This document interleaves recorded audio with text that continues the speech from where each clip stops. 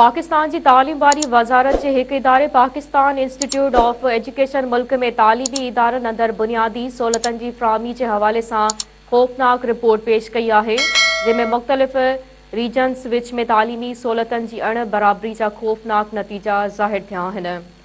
पाकिस्तान में तालीम के साल 2021-22 के अंकन अखरन से रिपोर्ट में चयो वियो आहे त फंडन की खोट, शागिर्दनि ऐं उस्तादनि जो इंतहाई बुरो तनासुब ऐं सहूलतनि जी अणहूंद तालीम के शोबे में टे वॾा झोल आहिनि ऐं मुल्क में 2 करोड़ 60 लख ॿार स्कूलनि खां ॿाहिरि आहिनि। रिपोर्ट में मुल्क के 3,13,418 तालीमी इदारनि खे कवर किया वियो आहे, जिन में 5 करोड़ 48,70,964 शागिर्द सिर्फ़ 1,29,661 उस्तादनि ज़रिए तालीम हासिल कनि था। रिपोर्ट में चयो वियो आहे त पंजाब, वफ़ाक़ी, गादी वारे हंधि इस्लामाबाद ऐं केपी के तालीमी सहूलतनि के हवाले से बहितर सूरत हाल में आहिनि। बलूचिस्तान जो तालीमी शोबो वॾनि चैलेंजन्स के मुंहुं ॾिए थो। रिपोर्ट में चयो वियो आहे त बलूचिस्तान में सिर्फ़ 23% प्राइमरी स्कूलनि के पीअण जे पाणी जी सहूलत मौजूदु आहे। आज़ाद कश्मीर में 61%, सिंध में 61% ऐं गिलगित बल्तिस्तान में 63% प्राइमरी स्कूलनि में पीअण जे पाणी जी सहूलत मौजूदु आहे।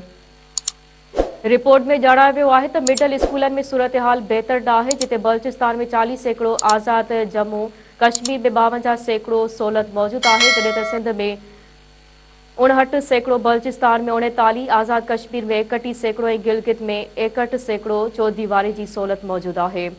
रिपोर्ट मुताबिक़ पंजाब ऐं इस्लामाबाद के 100% प्राइमरी स्कूलनि के बेस्टी की सहूलत मौजूदु आहे, जॾहिं त बलूचिस्तान में सिर्फ़ 15%, आज़ाद कश्मीर में 21%, सिंध में 38% ऐं गिलगित बल्तिस्तान में 44% प्राइमरी स्कूलनि के बिजली की सहूलत मौजूदु आहे। रिपोर्ट मुताबिक़ प्राइमरी स्कूलनि के टॉयलेट्स की शदीद खोट आहे। बलूचिस्तान में 33%, आज़ाद कश्मीर में 42% ऐं सिंध में 57% प्राइमरी स्कूलनि के टॉयलेट्स की सहूलत मौजूदु आहे। रिपोर्ट में जणायो वियो आहे त पाकिस्तान में मजमूई तौर ते 24% प्राइमरी स्कूलनि के टॉयलेट्स की सहूलत ठुप न आहे, 10% मिडल ऐं 3% हाई स्कूल वटि भी टॉयलेट्स की सहूलत मौजूदु न आहे। पंजाब में 99% प्राइमरी स्कूलनि ऐं समूरनि मिडल ऐं हाई स्कूलनि में टॉयलेट्स की सहूलत मौजूदु आहे। सिंध में 43% प्राइमरी स्कूलनि के उहा सहूलत मौजूदु न आहे। सिंध में 25% मिडल स्कूलनि ऐं 7% हाई स्कूलनि के भी टॉयलेट्स की सहूलत न आहे। रिपोर्ट में जणायो वियो आहे त केपीके में कुछ सूरत हाल बहितर आहे, जिथे 93% प्राइमरी स्कूल, 97% मिडल ऐं 99% हाई स्कूलनि के टॉयलेट्स की सहूलत मौजूदु आहे।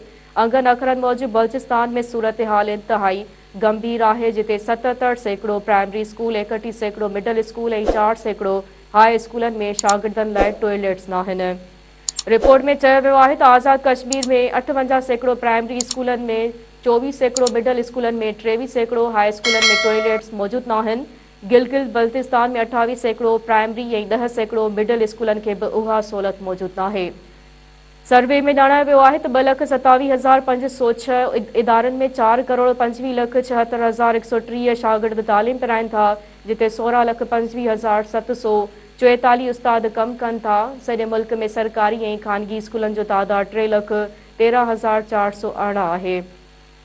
रिपोर्ट मुताबिक़ प्राइमरी तालीम में फ़ी उस्ताद 39 ॿारनि खे पढ़ाए थो ऐं हिकिड़े स्कूल में सरासरी तौर 162 ॿार पढ़नि था। 5 दर्जे ताईं सिर्फ़ 77% ॿार तालीम हासिल करे सघनि था।